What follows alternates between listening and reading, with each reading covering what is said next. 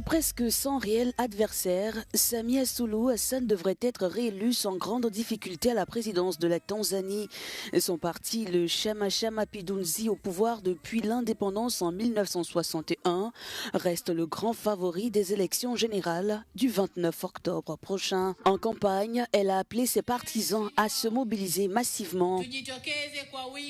Chers concitoyens, je vous invite à venir nombreux, écouter les politiques et les projets de notre parti.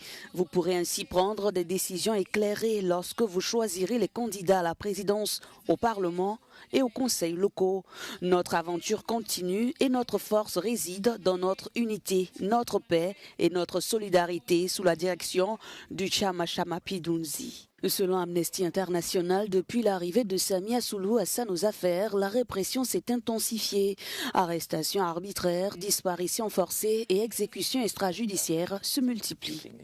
Dans les cas d'enlèvement, de meurtre, de violation des droits humains sous quelque forme que ce soit, elle est parfaitement au courant et elle peut y mettre fin. Nous savons donc que c'est elle qui tire les ficelles.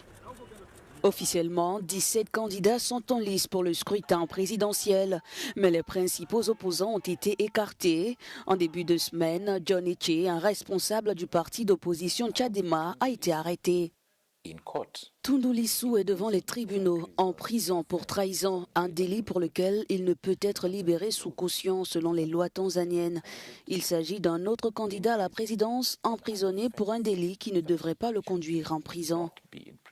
Malgré des élections régulières, la Tanzanie n'a jamais connu d'alternance politique depuis son indépendance.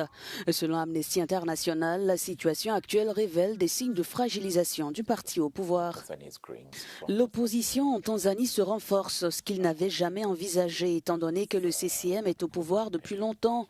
La question est de savoir s'il est prêt à accepter que les choses changent vraiment dans ce pays.